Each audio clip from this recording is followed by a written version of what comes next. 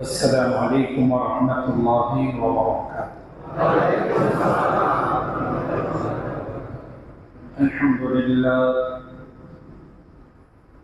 الحمد لله وكفى وسلام على عباده الذين اصطفى. أما بعد فقد قال الله تبارك وتعالى في كلامه المجيد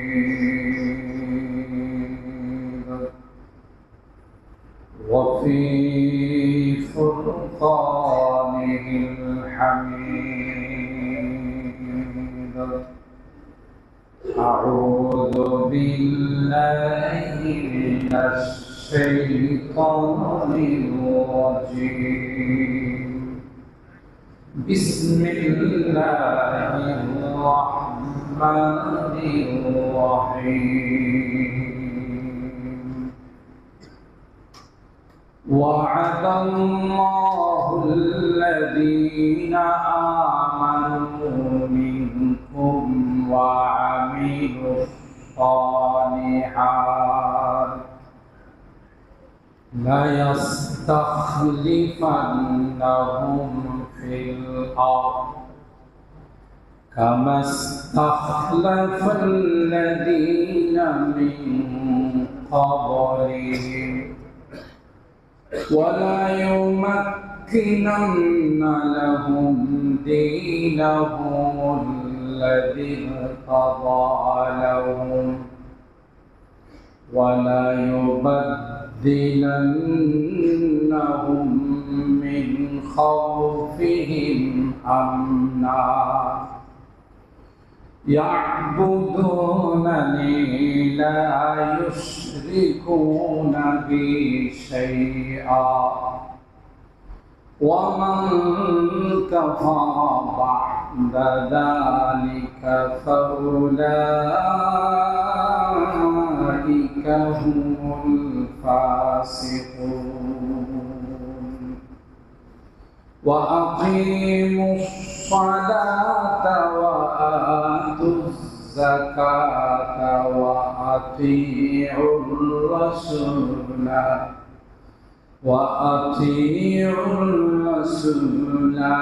لعلكم ترحمون.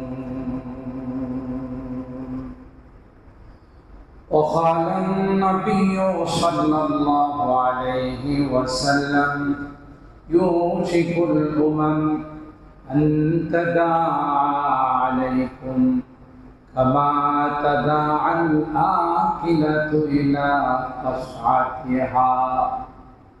قالوا ومن قلة؟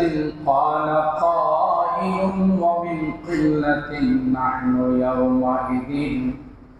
قال بل أنتم يومئذ كثير ولكنكم غثاء كغثاء السيل ولينزعن الله من صدور عدوكم المهابة منكم وليقذفن الله في قلوبكم الوهن.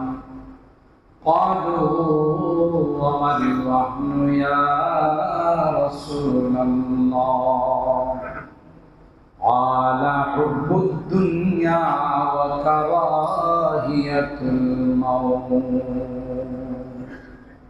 أو كما قال عليه الصلاة والسلام.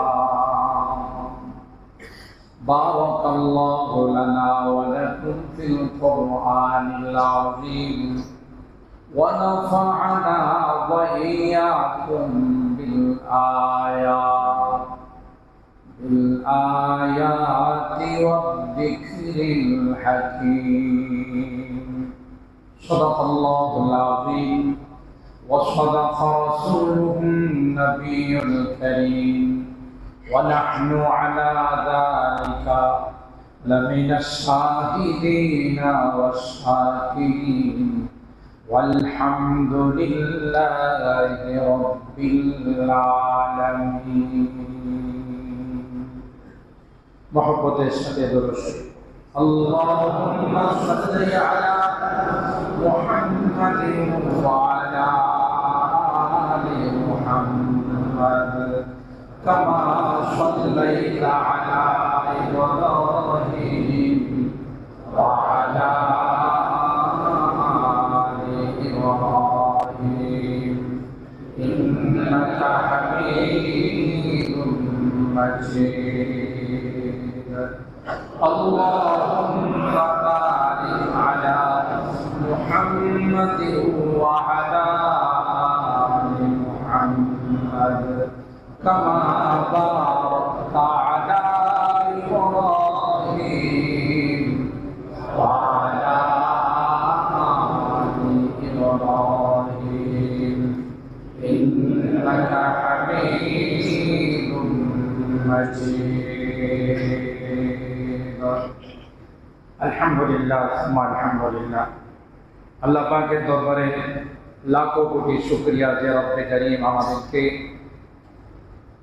সালাতুল জুমা আদায় করার জন্য সময় মতো আল্লাহ পাকের ঘরে আসার বসার তৌফিক দান করেছেন।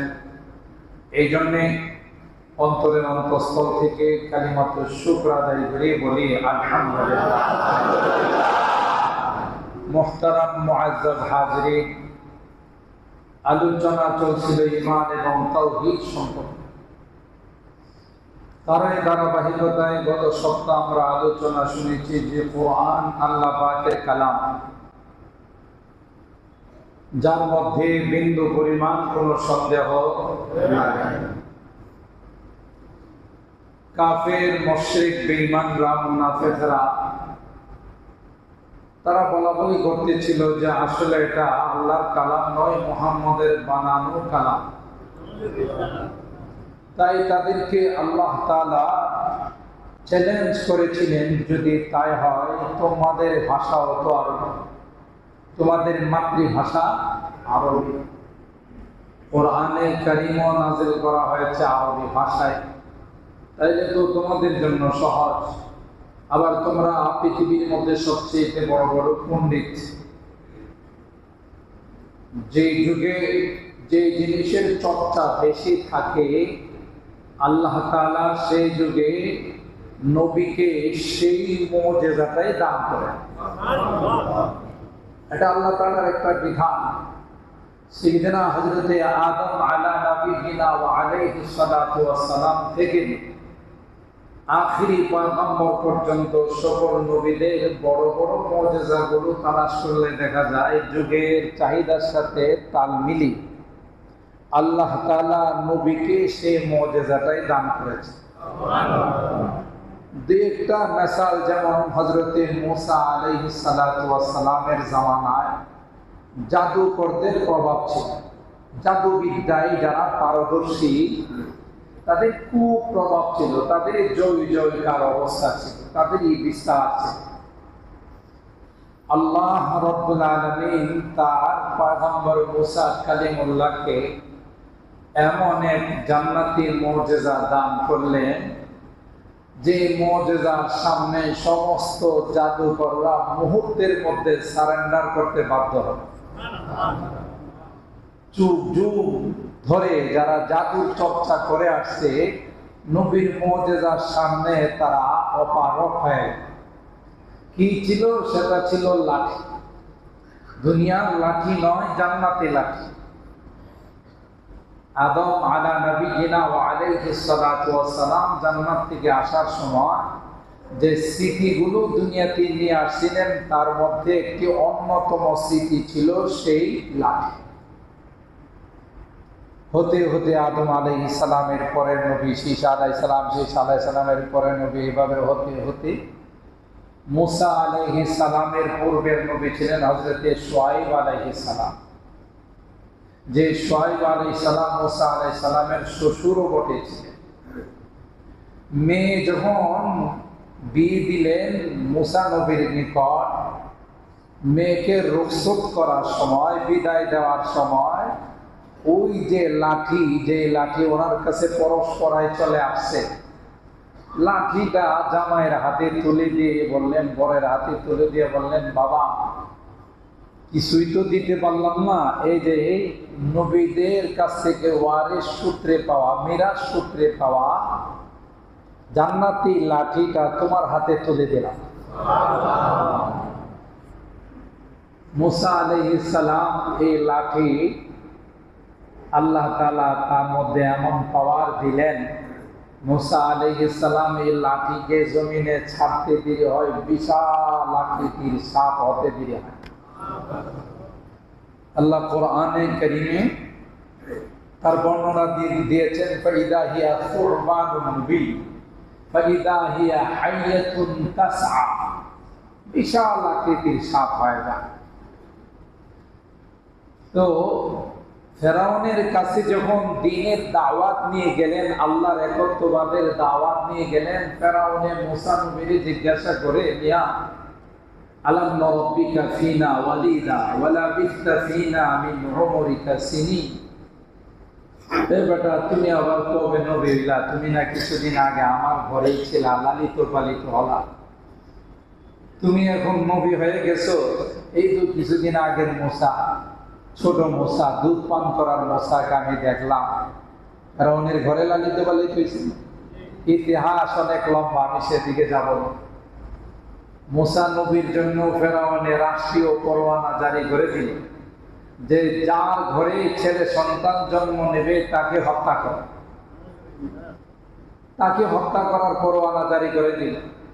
বনি ইসরাইলের ঘরে যখনই কোনো ছেলে সন্তান জন্ম নেয়, ইউকাতিলুনা আবনাআহুম ওয়া ইস্তাহয়ুনা নিসাআহুম,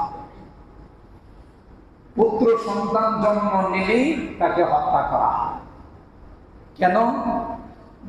তিনি একটা স্বপ্ন দেখছিল ফেরাউনে, যে বাইতুল মুকাদ্দাস থেকে একটা আগুন বের হয়ে আসছে, আয়েশা মিশরে ঢুকে কীর্তি যারা ফেরাউনের বংশধর যারা, তাদের ঘরে ঢুকে ঢুকে ঢুকে জ্বালাই দেয়। পাশাপাশি বনি ইসরাইল যারা মুসা নবীর বংশধর, এদের ঘরে ঢুকেও না, জ্বালায়। সুবহানাল্লাহ। তাহলে নিশ্চয় আগুনটা অত্যন্ত শিক্ষিত আগুন। ঢাকা ভার্সিটির ছাত্র তো অবশ্যই।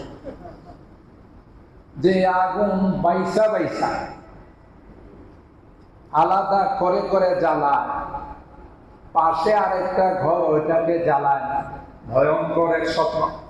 গণকদের সকালবেলা ডাইকা ফেরাউনে জিজ্ঞাসা করলো, এটা কি স্বপ্ন দেখলাম?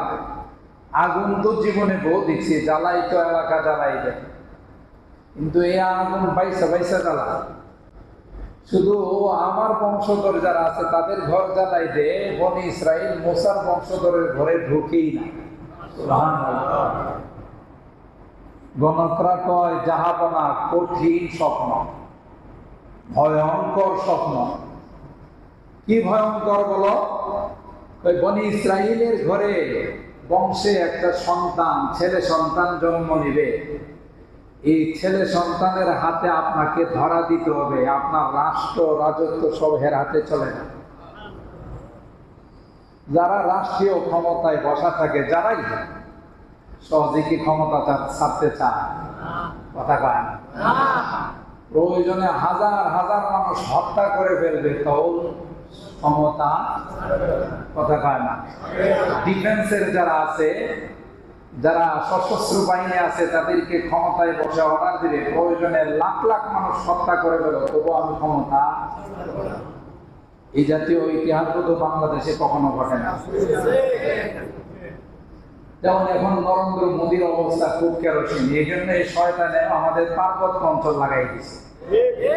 কথা কয়, পার্বত্য অঞ্চলের যারা আছে উপজাতিদেরকে লাগাই দিয়েছে যে তোরা সেনাবাহিনী প্রত্যাহার করতে হবে।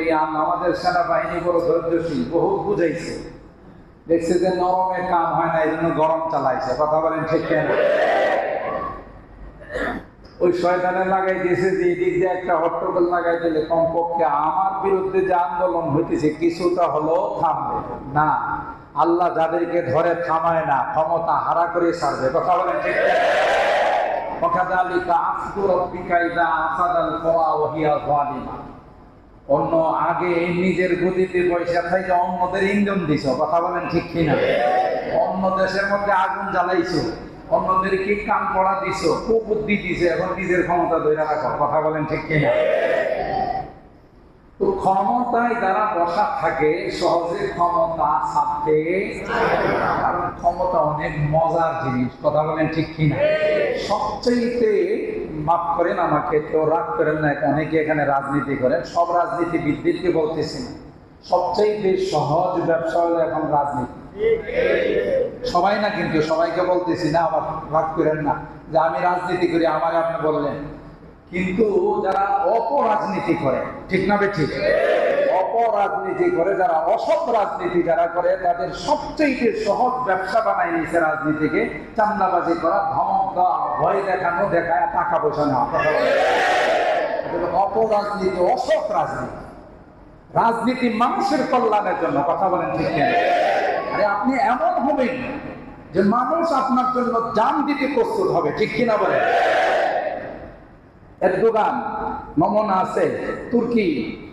আপনি আশ্চর্য হবেন, কিছুদিন আগে একটা কনফারেন্সে তার তিলাওয়াত শুনলাম, আমার মনে হয় কারি বাসেতের কাছাকাছি তার তিলাওয়াত। সুবহানাল্লাহ। একজন রাষ্ট্রপতির তিলাওয়াত শুনে বিশ্ব চমকায় গেছে, এত সুন্দর কণ্ঠে তিনি তিলাওয়াত করেন। আরে হওয়া তো দরকার ছিল এটাই, যিনি রাষ্ট্রের প্রধান হবেন তিনি জুমার নামাজ পড়াবেন, কথা বলেন ঠিক কিনা? আমি কেন জুমার নামাজ পড়াবো? জুমার নামাজ পড়াবে রাষ্ট্রীয় প্রধান দিনে হবে, কিন্তু আমাদের কপাল খারাপ, জুমা তো পড়াবে দূরের কথা, 2 রাকাত নামাজে, ফজরের নামাজে দাঁড় করাই দিলে নামাজের অবস্থা কেন শুনে যাবে। ফজরের নামাজ 2 রাকাতই পড়বো না, 4 রাকাত পড়বো, এই নিয়ে দ্বিধাই দ্বন্দ্বে ভুগবে যে কই রাকাত পড়ানো, কথা বলেন ঠিক কিনা? আল্লাহু আকবার। তো যে কথা বলতেছিলাম যে রাজনীতি হবে মানুষের কল্যাণে, ঠিক কিনা বলে?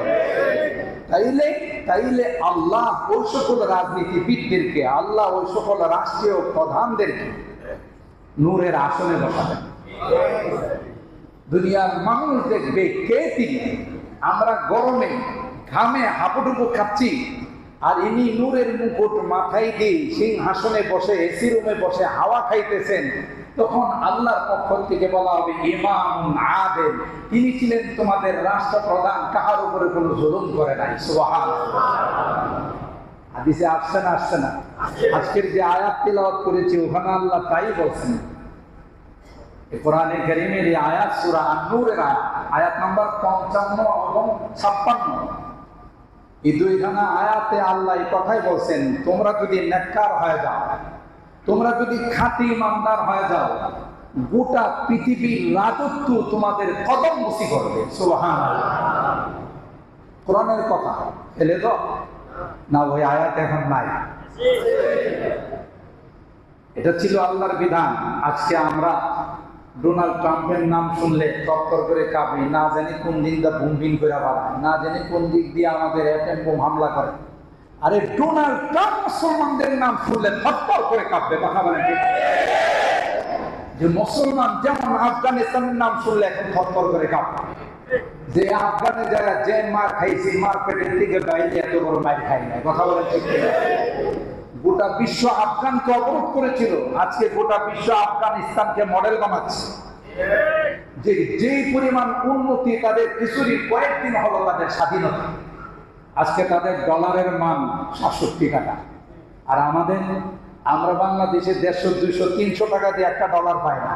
তারা এত উন্নতি দুনিয়ার লাইনে করে গেছে, তাদের আফগান মুদ্রা আর ডলার মাত্র ৬৭-৬৫ টাকার মধ্যে চলে আসছে। সুবহানাল্লাহ। কম সততা থাকলে, নিষ্ঠা থাকলে কি করা যায়। দেশের এত উন্নতি করে ফেলছে, রেল লাইনের মাধ্যমে, সড়ক যোগাযোগের মাধ্যমে, বিভিন্ন কিছুর মাধ্যমে, যে উন্নতির প্রতি এখন সারা বিশ্ব আশ্চর্য হয়ে তাকায় দিচ্ছে, চমকাই দিচ্ছে যে আরে কিভাবে এত উন্নতি করা যায় যদি দুর্নীতি ছাড়া। বাংলাদেশ গোটা বিশ্বের মধ্যে মডেল হয়ে যাবে যদি এমন রাষ্ট্রপ্রধানরা আসে, এমন দল যদি ক্ষমতায় আসে, তারা যদি বলে না দেশের উন্নতি করবো, পেটের উন্নতি করবো না, কথা বলেন ঠিক না? তাইলে বাংলাদেশ গোটা বিশ্বে মডেল হবে। বাংলাদেশের মতো এত কর্মঠ মানুষ, বাংলাদেশের মতো এত উদ্যমী মানুষ গোটা বিশ্বের কোথাও হয়, কথা বলেন ঠিক কিনা? এদেশের সেনাবাহিনী যেখানেই শান্তি মিশনে যায়, এরা গোটা বিশ্বকে চমকায় আমার দেশের সুনামকে অক্ষুণ্ণ রাখে, সুনামকে তারা উন্নত করে, কথা বলেন ঠিক কিনা? যে পরিমাণ বৈদেশিক মুদ্রা আমাদের দেশে আসে, যে পরিমাণ প্রবাসী আমার দেশে আছে, যে পরিমাণ শ্রমিক আমার দেশের বিদেশে আছে, কোন দেশের এত পরিমাণ শ্রমিক নাই, কথা বলেন ঠিক কিনা? কিন্তু তারপরেও দেশের এই অবস্থা, রাস্তাঘাটে আপনি চলাফেরা করতে পারেন, কোন রকমের কোনো উন্নতি নাই, কোন জায়গাতে কোনো বেড়িবাঁধের উন্নতি নাই, কোনো রাষ্ট্রীয় সুযোগ সুবিধার কোনো উন্নতি নাই। কেন? কারণ একটাই, আমাদের মধ্যে দুর্নীতি ছায়া গেছে। দুর্নীতি রংরে রংরে ঢুকে গেছে, আল্লাহর ভয় নাই।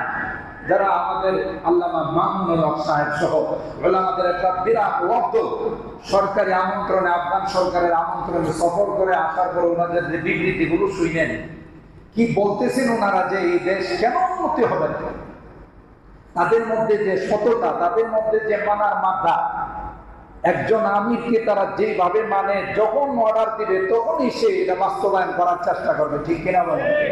আর আমাদের প্রত্যেকটা দলের মধ্যে কত কুন্দল, কত গ্রুপিং, ঠিক বললাম? তারা করতেছেন যেই দলেই বলেন উনি কার লোক, উনি অমুকের লোক, উনি কার লোক, উনি অমুকের লোক, ঠিক কিনা বলেন? মানার যোগ্যতা আমাদের মধ্যে নাই। যাই হোক, আপনারা আবার বলেন না যে হুজুরের মিম্বারে বসে রাজনীতি শুরু করে দিয়েছে। ভাই, রাজনীতি তো আসল নীতি, কথা বলেন ঠিক কিনা? যদি সেটা হয় ইমানের নীতি, যদি সেটা হয় ইসলামের নীতি, কথা বলেন ঠিক কিনা? তো মুহতারাম হাজিরিন, যে কথা বলতেছিলাম, যে আল্লাহ পাক রব্বুল আলামিন ওয়াদা দিয়েছেন, ওয়া'আদাল্লাহুল্লাযীনা আমানু মিনকুম ওয়া আমিলুস সালিহাত। খুব ভালো করে বুঝেন, কথা দুইটা। একটা হলো যে আমরা ক্ষমতায় গিয়ে ইসলাম প্রতিষ্ঠা করব, আর একটা হলো না, ইসলামের উপর পরিপূর্ণ মজবুত হলে আল্লাহ ক্ষমতা দিবেন। আমি শুধু কথাটা বুঝাইতে পারি না।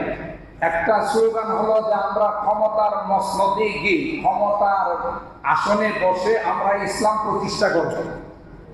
আর কোরআনে আল্লাহ সূরা আন-নূরের 55 নম্বর আয়াতে বলতেছেন, না, তোমাদের এই স্লোগানটা ঠিক না, তোমরা খাঁটি ইমানদার হয়ে যাও, তোমরা দুর্নীতি বর্জন করো, তোমরা পাক্কা আমলদার হয়ে যাও, তোমাদের মধ্যে কোন রকমের কোন দুই নাম্বারই না থাকলে ক্ষমতা এসে তোমাদের কদম বসি করবে। তাহলে কার স্লোগানটা ঠিক? বলে না? ওয়া'আদাল্লাহুল্লাযীনা আমানু মিনকুম ওয়া আমিলুস সালিহাত। আল্লাহ বলেন দুইটা শর্ত। এক নাম্বার শর্ত হলো, তোমরা যদি খাঁটি ইমানদার হয়ে যাও। কি ইমানদার? জোরে বল। আমরা তো ইমানদার, কিন্তু আমাদের কয়জনের ইমান খাঁটি আছে? ঠিক না? কোন মুসলমান মন্দিরে গিয়ে আপনার নাম পূজা দিতে পারেন? কথা বল। হ্যাঁ, তাদের পূজা তাদের জায়গাতে করবে, আমি 16 আনা সমর্থন দিব। তারা তাদের ধর্মীয় উৎসব পালন করবে তাদের মন্দিরে, তাদের পূজা মণ্ডপে, 100 বার। আমি বাধা দিব না, তাদের ধর্মীয় স্বাধীনতা দিব। কিন্তু আমি তো মুসলমানের সন্তান, কি বলে? আমি মুসলমানের সন্তান না? আমি ইমানদার না? তো একজন বেঈমানের ধর্মীয় উৎসবে গিয়ে যদি আমি তাদের সাথে মিলে, তাদের সাথে একত্বতা ঘোষণা করার জন্য তাদের ধর্মীয় উৎসব যদি পালন করি, তাহলে আমার ইমানটা কতটুকু হইল? বুঝেন না মনে হয়? আপনি 1000 বার ধর্মীয় সাম্প্রদায়িক সম্প্রীতি বজায় রাখেন, ওয়েলকাম, এটা ইসলামও বলে, কোরআনও বলে। বিধর্মীরা আমাদের কাছে তাদের মার কুলে যেমন নিরাপদ, আমাদের কাছেও সেরকম নিরাপদ। এটা আমার কোরআন বলে, আমার ইসলাম বলে। তাদের পূজা মণ্ডপে তারা পূজা করবে, তাদের ধর্মীয় উৎসব পালন করবে। কিন্তু আমি তো আখের মুসলমানের সন্তান, আমার বাবা মুসলমান, আমার দাদা মুসলমান, আমি ইমানদার। আমি কেন তাদের ধর্মীয় উৎসব নিয়ে তাদের পূজা মণ্ডপে গিয়ে তাদের পূজা দিব? বলতে পারি যে তোমরা পূজা করো, আমার রাষ্ট্রে তোমাদের পূজার মধ্যে কেউ বাধা দিবে না। কিন্তু তাদের সবকিছু করে তাদের মতো করে সেজে ওখানে গিয়ে আমাকে পূজা দিতে হবে, নো, ইসলাম সাথে আলাপ করে না। তাইলে কি বুঝা গেল? বুঝা গেল আমার ধর্মটা আমার কাছে সেরা নয়, তাদের ধর্মটাও আমার কাছে সেরা। অথচ কোরআন বলেন কোন ধর্মই ধর্ম না, ঠিক না বেঠিক? আল্লাহ বলেন পৃথিবীতে মানব রচিত কোন ধর্মই ধর্ম না, একমাত্র কেবলমাত্র শুধুমাত্র আল্লাহর মনোনীত আল্লাহর নির্বাচিত ধর্ম হলো ইসলাম। বলেন সেরা ধর্ম ইসলাম। আপনি যখন অন্য ধর্মের পূজাতে, অন্য ধর্মীয় উৎসবে গিয়ে তাদের সাথে একাকার হয়ে তাদের ধর্মীয় উৎসবে শরীক হবেন, তাতে বোঝা গেল আমার ধর্মটা বেশি সুবিধাজনক। দুইটা কথা কিন্তু আমরা কিন্তু উস্কানি দিচ্ছি না, ভুল ব্যাখ্যা দিয়েন না। হিন্দুরা, বৌদ্ধরা, খ্রিস্টানরা, ইহুদিরা তাদের চার্চে, তাদের গির্জায়, তাদের মন্দিরে তাদের ধর্মীয় উৎসব আমারই বাংলাদেশে পালন করবে। আমি ইমানদার হিসাবে তাদের ধর্মীয় উৎসব তাদের জায়গাতে পালন করার জন্য যত রকমের নিরাপত্তা আছে এটা দেওয়া আমার ইমানি দায়িত্ব, ঠিক না ঠিক? এই অধিকার কে দিছে? ইসলাম। আমার ইসলাম তাদেরকে অধিকার দিছে, লাকুম দীনুকুম ওয়ালিয়া দীন। তাদের ধর্ম তাদের জায়গাতে পালন করতে দাও। তারা যখন বুঝবে যে আমার ধর্মটা ঠিক না, তখন তারা মুসলমান হবে। কথা বলেন ঠিক না? তাদেরকে তলোয়ার দিয়ে জবরদস্তি করে জোরপূর্বক তাদেরকে ইসলামে প্রবেশ করানো, এটা কে বলছে? ইসলাম বলছে। কথা বলেন ঠিক কিনা? বোঝা গেল পৃথিবীতে উদার ধর্ম, স্বাধীন ধর্ম, সকল ধর্মকে অ্যালাউ করে, সকল ধর্মকে মানে শেষ তার স্বাধীনতাতে একমাত্র ধর্ম হলো ইসলাম। কথা বলেন ঠিক কিনা? সাম্প্রদায়িক সম্প্রীতি যেভাবে ইসলামে আছে, আর আমাদের এই দেশে মুসলমানরা এই ইসলামী বার্তাগুলো, কোরআনের এই বাণীগুলো শুনে বলে বাংলাদেশ স্বাধীন হওয়ার পর থেকে আজ পর্যন্ত কোনো ধর্মীয় দাঙ্গা বাঁধে নাই। কথা বলেন ঠিক কিনা? হিন্দু, মুসলিম, মুসলমান, খ্রিস্টান, মুসলমান, বৌদ্ধ এই জাতীয় ধর্মীয় কোনো দাঙ্গা বাঁধে নাই। মাঝে মধ্যে বিচ্ছিন্নভাবে কিছু হয়ে থাকলে ওটা ব্যক্তিগত কারণ হয়েছে, কিন্তু পার্শ্ববর্তী রাষ্ট্রে অহরহ ধর্মীয় ভাবে মুসলমানদের উপর অত্যাচার করা হয়। কথা বলেন ঠিক? কেন? তাদের ধর্ম অন্য ধর্মকে সহ্য করতে পারে না, আমার ধর্ম অন্য ধর্মকে সহ্য করতে পারে। কথা বলেন ঠিক? তো মুহতারাম হাজিরিন, আল্লাহ তাআলা কি বলতেছেন? তোমরা যদি খাঁটি ইমানদার হও, তোমার ইমানকে খালেস করতে হবে। তুমি একমাত্র আল্লাহর গোলাম, একমাত্র আল্লাহকে মানো, আর কোনো কিছুকে তুমি বিশ্বাস করো না। লা ইলাহা ইল্লাল্লাহ, লা ইলাহা ইল্লাল্লাহ। আমি আল্লাহ ব্যতীত কাউকে মানি না, কোনো শক্তিকে, কোনো পরাশক্তিকে, কোনো তাগুতকে, কোনো রকমের কাউকে আমি মানি না, একমাত্র মানি কাকে? আল্লাহ। এটা হলো খাঁটি ইমানদারের পরিচয়। তো আল্লাহ তাআলা বলেন এক নাম্বার শর্ত হলো যদি তুমি খাঁটি ইমানদার হয়ে যাও। ওয়া'আদাল্লাহুল্লাযীনা আমানু মিনকুম। দুই নাম্বার আল্লাহ বলেন ওয়া'আমিলুস সালিহাত। শুধু ইমানদার হলে চলবে না, তুমি তো ফিরি ফিরি ইমান পেয়ে গেছো। বাবা মুসলমান ছিল, মা মুসলমান ছিল, মুসলমানের ঘরে জন্ম নিয়েছো, তাই তুমি মুসলমান হয়ে গেছো, ঠিক না? দুনিয়াতে আসার সাথে সাথে ডান কানে আযানের শব্দগুলো বলা হলো, বাম কানে ইকামতের শব্দগুলো বলা হলো, বাস আমি মুসলমান হয়ে গেলাম। সেই জন্য আল্লাহ তাআলা বলেন তোমার বড় কপাল, তুমি বড় ভাগ্যবান যে তুমি জন্মের পরে তুমি মুসলমানের ঘরে জন্ম নিয়েছো। সুবহানাল্লাহ। এখন তোমার কাজ হবে তোমার ঈমানকে মজবুত করা, তোমার ঈমানকে খাঁটি করা। আখলিস দীনাকা ইয়াকফিকাল আমালুল কালিল। তোমার ঈমানকে খাঁটি করা কি দিয়ে তুমি খাঁটি করবা? আমল দিয়ে ঈমানকে খাঁটি করো। মুসলমানের ঘরে জন্ম নিয়েছো, মুসলমান তুমি হয়েছো, ঈমানের পথে প্রথম কাজ হলো তোমার 5 ওয়াক্ত নামাজ পড়া। যে পরিমাণ মুসল্লি জুমার দিন হয়, 5 ওয়াক্ত তো এর চেয়ে আরো বেশি হয়। সবাই পায় না, তাহলে আমরা কোন মুসলমান বলে? এখন অনেকে কইছে হুজুর এখন তো বয়ান থেকে গেছে, বাইরে থেকে ভিতরে চলে আসছে। আফসোস, মুসলমানের ইমানদারের সন্তান হয়ে নামাজ পড়ে না, তা আমি কিসের ইমানদার বলে? আল ফারকু বাইনাল ঈমান ওয়াল কুফর আস-সালাত। একজন ইমানদার একজন কাফেরের মধ্যে পার্থক্য হলো নামাজ। কথা বলেন ঠিক কিনা?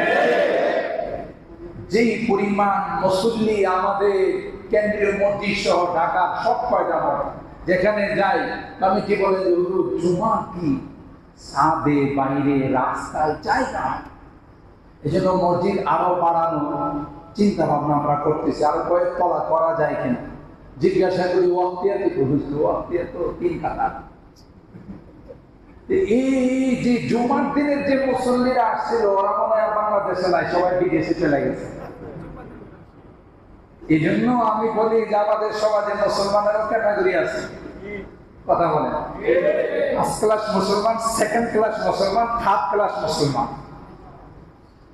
আবার আরেক ভাগও ভাগ করতে পারেন যে কিছু মুসল্লি আছে দৈনিক মুসল্লি, কিছু মুসল্লি আছে সাপ্তাহিক মুসল্লি, কিছু মুসল্লি আছে বাৎসরিক মুসল্লি। কি ভাগ করাটা আমার ঠিক আছে কিনা? যারা 5 ওয়াক্ত নামাজ জামাতের সাথে আদায় করে ওরা হলো দৈনিক মুসল্লি, ঠিক না ঠিক?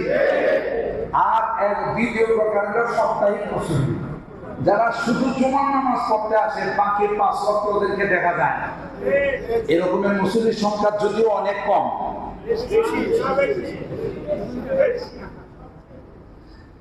আরো কি মানে হাসির খবর জানেন, আমরা জমা পড়া যারা খতিবরা, যারা শুধু জুমার নামাজ পড়তে আসে, ওরা জুমার পরে আমাদের সাথে মুসাফা করে নাকি আয়সা দেখা করে, হুজুর দোয়া করেন আবার আগামী জুমাতে দেখা হবে।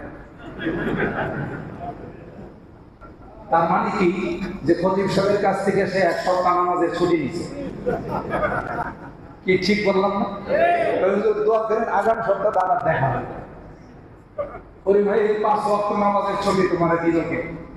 তোমার তো বলা উচিত হুজুর ইনশাআল্লাহ এই জুমার নামাজ পড়লাম, আসরের সময় আবার দেখা হবে। কথা বলেন ঠিক কিনা? আসরের সময় দেখা করা বলবে যে হুজুর মাগরিবের সময় আবার দেখা হবে। কথা বলেন ঠিক কিনা? তাও তো আলহামদুলিল্লাহ জুমার দিন আসে, কথাগুলো শুনতেছে। কথা বলেন ঠিক কিনা? না যদি আসতো তাহলে কথাগুলো তো শুনতো না। জুমার নামাজ পড়তে আসে না এরকম মুসলিম তো বাংলাদেশে নাই। রাস্তাঘাটে গিয়ে দেখেন, আপনারা তো মনে করতেছেন গোটা বাংলাদেশের সব মনে আমরা চলে আসছি আজকে জুমার নামাজ পড়তে। বাহিরে গেলে মনে হবে যে কয়জন আর মসজিদে, সব তো বাহিরে, ঠিক না বেশি? এরাও তো মুসলমান।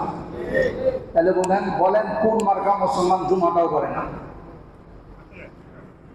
এরা ওই যে তৃতীয় শ্রেণীর মুসলমান, বাৎসরিক মুসলমান, বাৎসরিক মুসল্লি, এরা শুধু 2 ঈদে আসে। ওই ঈদে শুধু ঈদুল ফিতর আর ঈদুল আজহাতে আসে, এরা হলো বাৎসরিক মুসলমান। আর কোনো জমাতেও দেখা যায় না, ওয়াক্তিয়াতেও দেখা যায় না। তো 2 ঈদে আসে ঈদের নামাজ, যেহেতু বাৎসরিক 2টা ঈদের নামাজ। আমরা বলি যে ভাই ঈদের নামাজ বছরে 2টা, নামাজের নিয়মটা একটু ভিন্ন, এইভাবে পড়তে হবে। তাকবীরে তাহরিমা বলার পর হাত বাঁধবেন, সানা পড়ার পর ইমাম সাহেব তাকবীর বলে হাত ওঠাবেন, হাত ছেড়ে দিবেন। এগুলো আমরা বলি না? 2 রাকাত নামাজ কেমনে কমপ্লিট করতে হবে? ওই যে বাৎসরিক মুসল্লি যে আল্লাহু আকবার বলে নিয়ত বানছে, আসা আছে না এরকম? আপনার পাশেই দেখবেন এই যে বানছে আল্লাহর নাম নেয়া, এর কথা হলো বছরে নামাজই পড়ি 2টা, সাইর আবার কোন বিপদে পড়ি। এই জন্য ধরছি আসা।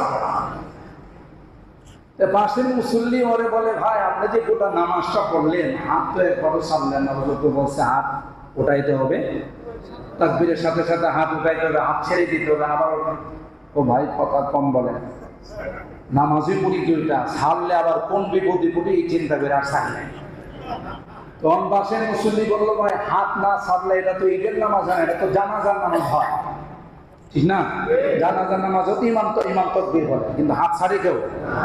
তাহলে আপনি যে হাত ছাড়লেন না, এটা ঈদের নামাজ পড়তে এসে জানাজার নামাজ পড়লেন। ভাই আপনি বেশি পেশাল বাইরেন না, নামাজ পড়ো, এটাও নামাজ এটাও নামাজ, নামাজ হইলেই ঠিক না বেঠিক?